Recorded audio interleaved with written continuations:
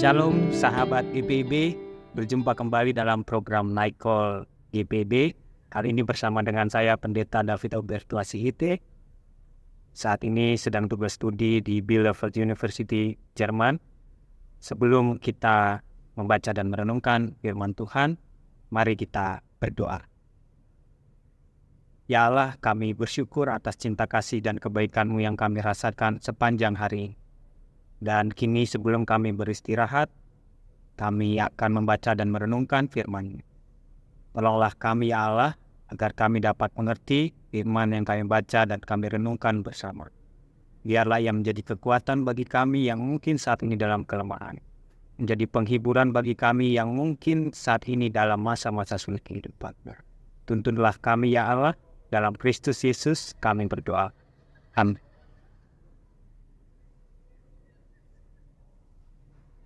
Ibu Bapa, saudara yang kasih Tuhan, bacaan kita malam hari ini dari Injil Lukas pasal 16 ayat 13 sampai dengan 15. Injil Lukas pasal 16 ayat 13 sampai 15 saya akan bacakan bagi kita sekalian. Seorang hamba tidak dapat mengabdi kepada dua tuan, karena jika demikian ia akan membenci yang seorang dan mengasihi yang lain. Atau ia akan setia kepada yang seorang dan tidak mengindahkan yang lain. Kamu tidak dapat mengabdi kepada Allah dan kepada Mammon.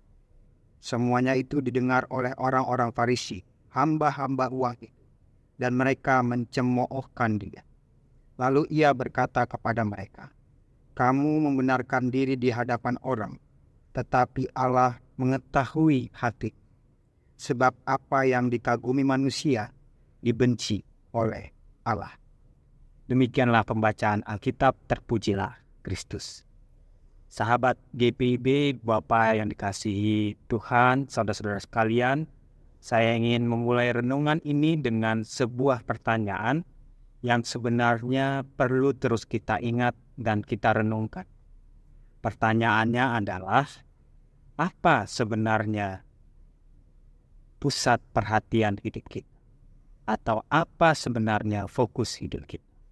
Apakah kita berfokus pada apa yang menjadi segala tuntutan dunia ini dengan segala standar-standar yang diciptakan manusia atau standar yang berlaku umum di masyarakat?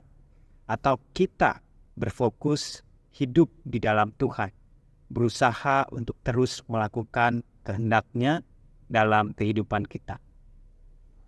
Silahkan renungkan pertanyaan ini dan terus mengingatnya, terkhusus mungkin ketika kita sedang mengalami berbagai godaan ataupun berbagai tantangan di dunia ini.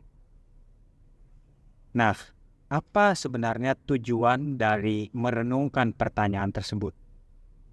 Setidaknya ada dua hal penting yang perlu kita renungkan tentang tujuan dari merenungkan pertanyaan apa sebenarnya fokus perhatian atau pusat kehidupan kita.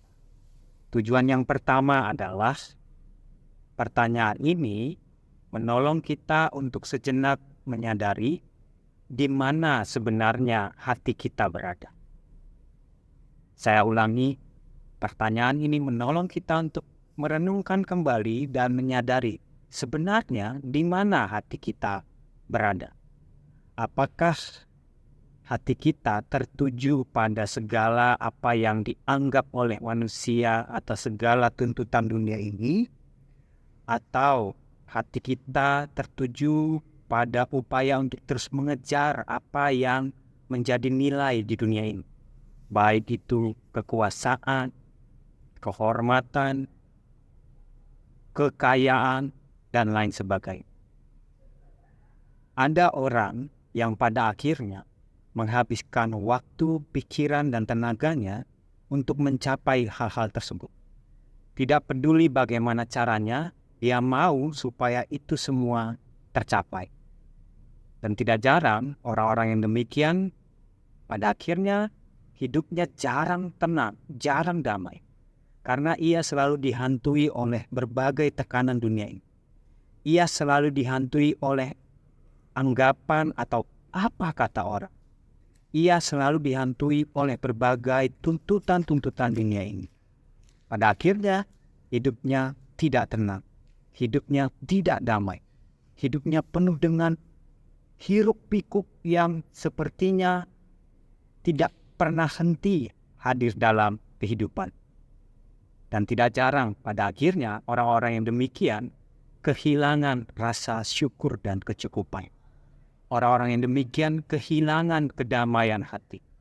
Dan yang tidak kalah penting, orang-orang yang demikian kehilangan makna hidup. Sebab mengapa? Sebab makna hidupnya sendiri ditentukan oleh orang lain. Ditentukan oleh apa kata orang. Itu tujuan yang pertama. Lalu tujuan yang kedua, Ibu Bapak yang kasih Tuhan. Pertanyaan ini juga menolong kita untuk terus mengarahkan hidup kita kepada Tuhan.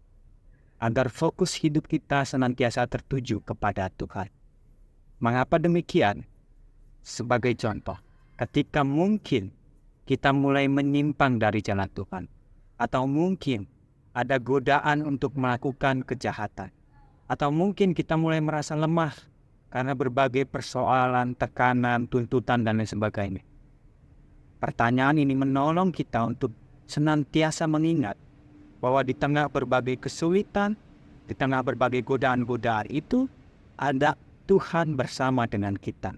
Dan kita tidak mau berpaling dari jalan Tuhan. Kita tetap mau setia di jalan Tuhan. Kita tetap mau setia mengikut Tuhan. Meskipun mungkin kita akan mengalami kerugian.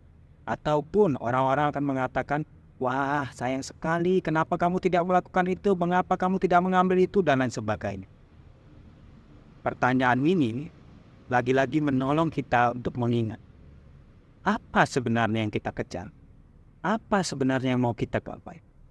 Jika kita melakukan sesuatu hal, dan itu bertentangan dengan kehendak Tuhan, maka tinggalkan. Tetaplah setia di jalan Tuhan.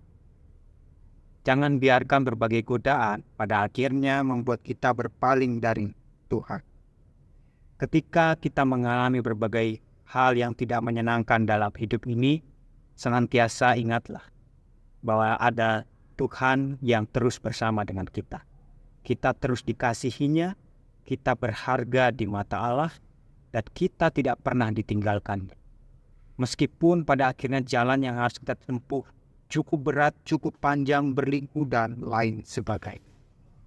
Kita tidak mau tertekan oleh apa kata orang, melainkan kita terus berusaha melakukan apa kehendak Tuhan dalam hidup kita.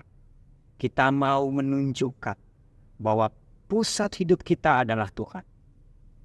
Ibu Bapak, saudara-saudara yang kasih Tuhan, jika hidup kita berpusat kepada Tuhan, maka percayalah, pikiran, hati, kemudian perkataan dan perbuatan kita akan mencerminkan apa artinya hidup yang berpusat kepada Tuhan.